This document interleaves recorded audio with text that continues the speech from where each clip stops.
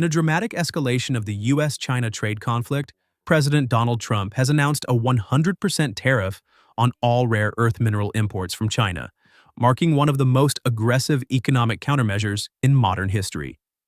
The move, described by analysts as the start of a new resource war, comes in direct response to Beijing's decision to restrict the export of critical minerals vital for America's defense and technology industries.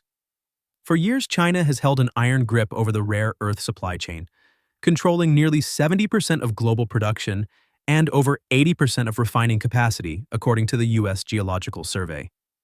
These 17 rare earth elements are essential for manufacturing everything from smartphones and electric vehicles to fighter jets and missile guidance systems.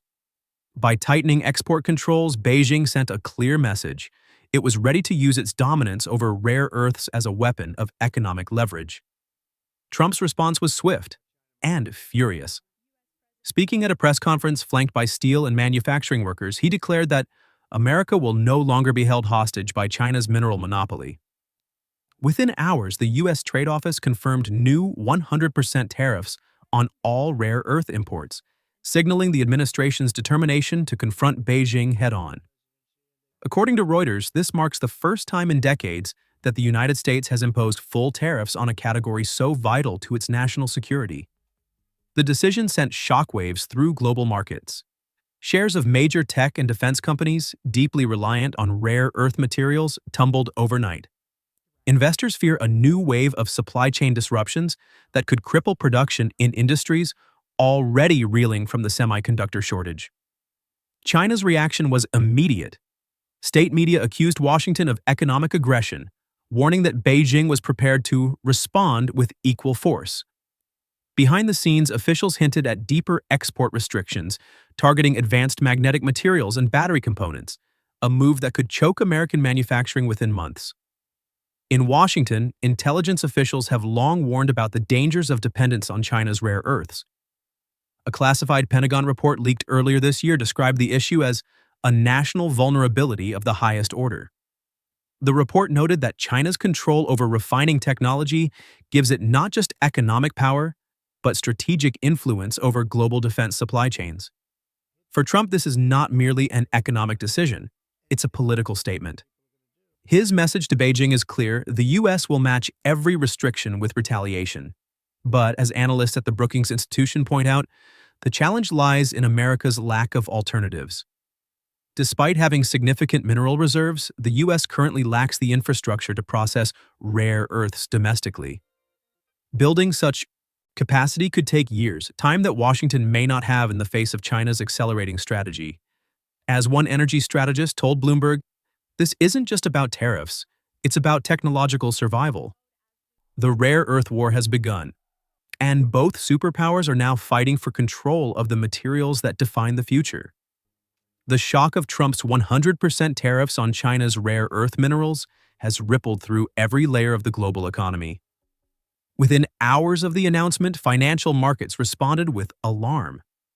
The Financial Times reported that prices of neodymium, dysprosium, and other rare earth metals spiked by more than 45%, triggering panic among manufacturers dependent on these critical materials. From Silicon Valley tech giants to Midwestern defense contractors, industries that rely on rare earth components suddenly found themselves facing an existential crisis. According to Bloomberg Intelligence, the United States imports nearly 80% of its rare earths directly or indirectly from China. These minerals are the lifeblood of modern technology, used in electric motors, wind turbines, smartphones, and advanced weapon systems. The new tariffs effectively double production costs overnight, forcing companies to either absorb massive losses or pass them on to consumers. Experts warn that this could lead to a fresh wave of inflation, driving up prices on everything from consumer electronics to renewable energy systems. In Washington, economic advisors are divided. Some view Trump's bold action as a necessary stand against years of Chinese resource dominance. Others see it as a dangerous gamble that could destabilize both economies. One senior trade official, speaking anonymously to Politico, admitted that the administration has entered uncharted territory. It's economic brinkmanship at its highest level. Meanwhile, Beijing has not remained idle. China's Ministry of Commerce issued a stern statement condemning the tariffs as a hostile act of economic coercion. But behind the rhetoric, China has already begun tightening its grip on the global supply chain. According to Nikkei Asia, state-owned mining companies are reducing exports and redirecting shipments toward friendly nations in Asia and Africa. The strategy is clear: isolate the United States while deepening trade ties with the rest of the world. The global repercussions are profound. In Europe, energy and automotive companies are scrambling to secure alternative sources. The European Commission has convened an emergency summit on critical mineral security, exploring new partnerships with Australia, Canada, and Greenland. In Japan and South Korea, governments are racing to expand stockpiles of rare earth reserves, fearing a prolonged trade conflict could cripple their industries. For the U.S., however, options are limited. American mining companies, such as MP Materials in California, are still years away from achieving full refining capacity. Even with tariffs, domestic output cannot fill the massive supply gap left by China. "You can't replace an ecosystem overnight," said a Wall Street Journal analyst. China built its rare earth dominance over 30 years. The U.S. dismantled its own industry in less than 10. As tensions rise, investors are fleeing to safe havens. Gold prices have surged to record highs, and oil markets are showing signs of instability amid fears of a wider trade war. Economists at the IMF warn that the global economy could lose up to $120 billion if the standoff persists into next year. Inside the White House, Trump remains defiant. He insists that his tariffs are the price of American independence, vowing to launch a national initiative to rebuild the rare earth industry. Yet behind the scenes, advisors concede that even if successful, it will take years for the U.S. to escape China's shadow. The battle lines are drawn, and the outcome could redefine global power for decades to come. As the U.S.-China rare earth conflict deepens, it has become clear that this is no longer just a trade dispute. It's a geopolitical turning point. Around the world, governments and corporations are recalibrating their strategies in response to what many economists are calling the Great Resource Realignment. The International Monetary Fund has warned that the rare earth confrontation could reshape global manufacturing, military logistics, and clean energy transitions if it continues unchecked. Beijing's influence is already spreading. In Africa and Southeast Asia, Chinese-backed companies are pouring billions into mining and refining operations, effectively securing long-term access to the world's rare earth supply. The Financial Times reports that China is offering low-interest infrastructure loans to nations like Congo, Myanmar, and Indonesia in exchange for mineral rights. These countries, once open to Western partnerships, are now aligning with Beijing's economic orbit, a slow but decisive shift in global power dynamics. Meanwhile, America's allies are growing anxious.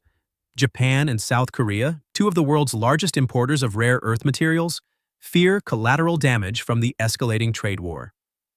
Both nations have urged Washington to pursue diplomatic talks, warning that prolonged tariffs could destabilize Asia's technology supply chains. In Europe, the response has been mixed. While some EU states sympathize with Washington's stance, others fear that joining the confrontation could ignite another wave of inflation and manufacturing slowdowns across the continent. Back in Washington, political tensions are boiling. Trump's opponents accuse him of pushing the nation into an unnecessary economic confrontation that risks long-term damage to U.S. industries. Congressional hearings are already underway, with lawmakers demanding answers about America's lack of preparedness for a crisis that intelligence reports had predicted years ago. Even within Trump's own party, voices of concern are emerging, warning that the tariffs could backfire if China continues to weaponize its supply chains. For now, both nations are locked in a high-stakes standoff. Beijing controls the minerals that power the future, and Washington is determined not to bow.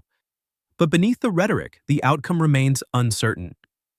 If the U.S. fails to rebuild its rare earth capacity fast enough, analysts warn, this confrontation could mark not just the next phase of the trade war, but the beginning of a new era where resource dominance, not technology or trade, defines global power.